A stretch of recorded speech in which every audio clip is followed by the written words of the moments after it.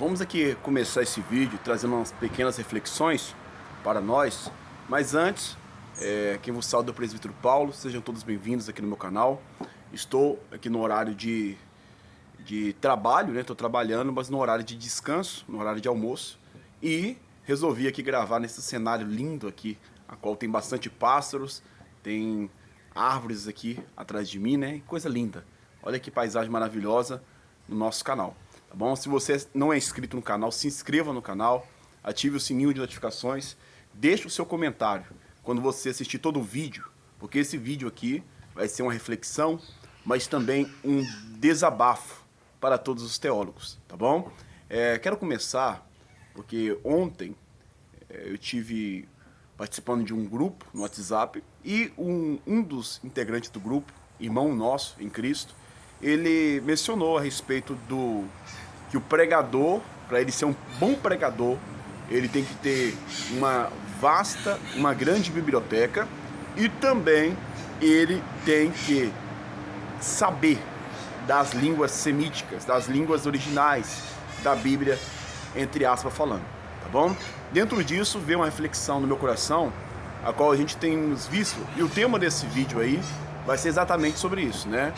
A decadência teológica, um conselho para os teólogos. Irmãos, por quê? Ao meu ver, em primeiro lugar, eu posso mencionar para vocês que existem vários doutores de teologia hoje, né? Existe, pasmem os senhores, existem doutores de teologia que são ateus. Existem doutores de teologia que estuda, recebe título, né? Conhece os originais, mas só para afrontar os próprios cristãos. Então perceba que uma coisa é ser teólogo de título, outra coisa bem diferente é ser um cristão, né? Quando você analisa no século XVII, no século XVIII, homens de Deus que estudaram teologia com 17, 18 anos já foi para uma faculdade, né? Por exemplo, nos Estados Unidos, eles eram homens de Deus que tinham uma tremenda comunhão com Deus e depois se aprofundavam também no campo teológico, nesse mundo aí de teologia. Só que, ao meu ver, Deus não se não se limita nesse aspecto humano, né? Porque quando você está falando assim, ó, eu sou um aluno de teologia, agora eu sou um doutor de teologia, isso é um pouco complicado, né? Quando você pega, por exemplo, vários teólogos, vários homens, como eu disse, formados, e você hoje também é vamos dizer assim, você sempre vai discordar do fulano A, do fulano B. Hoje, por exemplo, eu vi um teólogo olhando para um outro que fez história, que pregou em vários países, que ganhou muitas almas pregando o evangelho, e esse teólogo afirmou que esse homem é um herege, que tudo que ele falava era heresias, né? Existem teólogos também no tempo de hoje, a qual nós estamos vivendo, eu não sei como vai estar daqui lá pra frente, eu acredito que vai ser um pouco mais pior, né? Existem teólogos hoje que falam assim, olha, Presbítero Paulo, eu posso participar da live dos bereanos, a qual o senhor faz, mas saiba que eu sou contra tudo, saiba que eu sou um herege, saiba que eu sou um anarquista, né? Já vi isso? Pasmem os senhores.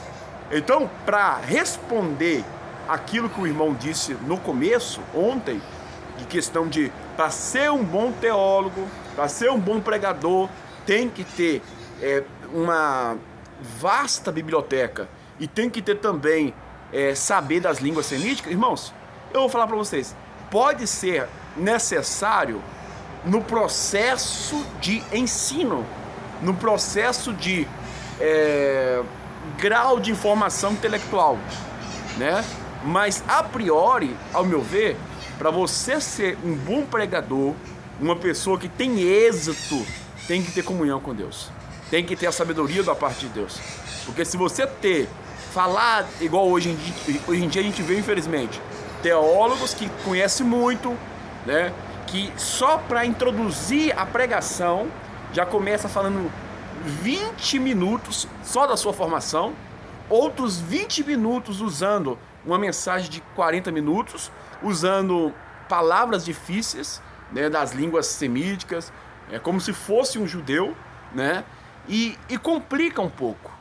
Né? Não que isso não seja importante, a gente traduzir um pouco, entrar um pouco nos originais, mas a gente percebe que muitas pessoas querem fazer mais para se aparecer. Aí está o problema. Então a gente percebe muito bem que as pessoas estão muitas das vezes tendo um certificado, tendo um diploma, sendo um teólogo, mas longe de Deus. Então por isso que a Bíblia diz claramente: crescei na graça e no conhecimento. E os teólogos refutam isso, né? Quando você vai falar como eu, que expõe fé, que expõe intimidade com Deus, que expõe sensibilidade com o Espírito Santo, eles nos chamam de muito místico. Eles nos chamam de... uma vez eu fui participar de uma conversa, de uma entrevista. Ele simplesmente é uma pessoa muito simples, uma pessoa muito humilde, né? Porque não é acadêmico, porque não entra nas palavras difíceis, não entra em... Irmãos, temos que ter muito cuidado com isso. Outro ponto que eu quero aqui trazer como forma de um desabafo e um despertamento para os senhores é que se a pessoa estudar e perder a intimidade, perder a humildade, né? A intimidade com o Espírito Santo e a humildade com o próximo, né? É muito grave. Porque Jesus me prova alguém mais teólogo do que Jesus, mais mestre do que o Senhor dos Senhores. Agora me mostra a humildade de Jesus à luz da Escritura. Você vai encontrar muita coisa. Encontra tanta coisa que muitos ateus não acreditam que aquele ali era o próprio Deus. De tanta humildade, de tanto amor para o próximo. E hoje em dia nós temos percebido que as pessoas conhecem muito e praticam pouco. Conheço um pastor, um simples pastor que diz: presbítero Paulo, de fato eu conheço pouco, mas eu procuro viver rigorosamente o pouco que eu conheço. Louvado seja Deus. E aí? O que adianta a gente conhecer muito e o Senhor fala assim: aparta de mim, maldito, que eu não te conheço? Então cuidado, teólogos. Essa mensagem é para nós despertarmos, vivermos na humildade, vivermos na sensibilidade e aprender que nós não somos o bambambam, que nós não somos o cara. E só porque alguém pensa diferente de nós, não quer dizer que nós temos que vamos desmascarar ele, vamos humilhar ele, vamos falar mal dele, né? O próprio Jesus diz claramente que aqueles que não é contra nós, eles é por nós. Então, nós temos que entender que há muitos mistérios que vai ser desvendado talvez só na eternidade, né? Existem mistérios de pessoas que, por exemplo, é uma Bíblia só. Todos vão pronunciar que tem o Espírito Santo. Todos vão falar que a instituição que ele estudou é a mais coerente, a mais certa. E aí? Então, uma irmã hoje me perguntou também a respeito assim, o que os pregadores iniciantes têm que fazer? E aí eu respondo esse vídeo para a irmã e para todos nós. O que todos nós temos que fazer, independente se é iniciantes, independente se já está formado, né?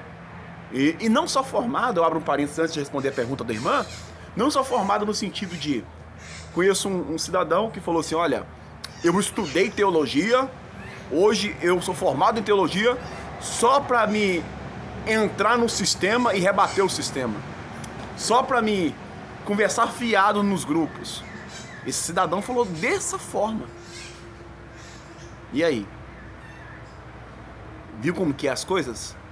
Viu como que é melhor estar com a verdade do que com simplesmente o achismo? A verdade é uma só. E a verdade, ela não é um certificado. A verdade, ela é simples. O que impressionava nós ao ler os evangelhos de Jesus Cristo, escrito pelos 4 evangelistas, é isso.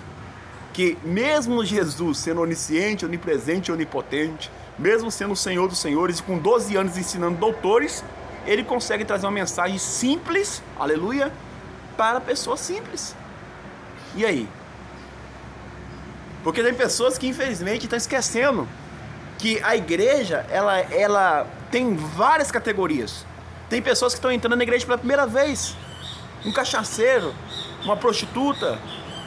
Existem vários tipos de pecados que a pessoa entra para ouvir uma palavra, e essa palavra tem que ser a mais simples possível e mais profunda possível, como uma espada cortante. Então, irmãos, em nome de Jesus, eu falo a verdade para os senhores. Só de ver no começo de uma mensagem a pessoa se exaltando demais, eu já dou pausa e não quero ver mais. Porque a gente tem que ser simples. Nós temos que ser profundos, simples. Isso aí é muito complicado para muitos teólogos. Aprenda, portanto, com Jesus. Ele foi assim. Então, respondendo a pergunta da irmã que eu disse para os irmãos que ela fez a pergunta hoje, o que os pregadores iniciantes devem fazer? É nunca perder a presença, a essência, a comunhão com o Espírito Santo. É o primeiro foco. O segundo foco é não ter preguiça de estudar, né? Eu não sou aqui contra os teólogos. Eu não estou aqui contra a biblioteca grande. Mas eu só estou querendo dizer para os irmãos que não é isso que é tudo. Tudo é Jesus. Tudo é comunhão com Deus. O que passar disso é esforço nosso humano. Amém? É esforço nosso humano. E não quer dizer que a comunhão com Deus se iguala com o nosso esforço humano. Amém? Então, que Deus possa nos dar sabedoria. Lembrando de uma coisa muito interessante, que Salomão, por exemplo, ele ouvindo os conselhos de seu pai, e o seu pai obrigou até ele jurar debaixo da sua coxa ali, né? Fez um juramento. E nesse juramento foi lindo. E Salomão consegue concluir todo o templo. E depois sacrifica alguns animais. E depois Deus vem ao encontro dele e fala assim: Salomão, pede o que queres que eu vou te dar. E Salomão pede sabedoria. A sabedoria que Deus dá para ele é tão tremenda para reinar e cuidar do povo, na obediência ao eterno Criador. A sabedoria dele é tão tremenda que a Bíblia diz que até a rainha de Sabá vai levar até ele palavras, ao visitar, palavras difíceis, muito difíceis. E a Bíblia diz assim, e Salomão responde tranquilamente. É isso que nós queremos. E isso não tem dentro da teologia. Amém?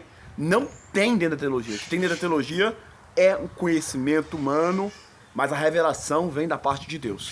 Deus abençoe a todos em nome de Jesus. Se você gostou, curta, comente e compartilhe para que mais teólogos sejam aí despertados com as verdades contidas na palavra. Se porventura você não concorda, deixe o seu comentário aí para a glória de Deus. Um abraço para todos, em nome de Jesus.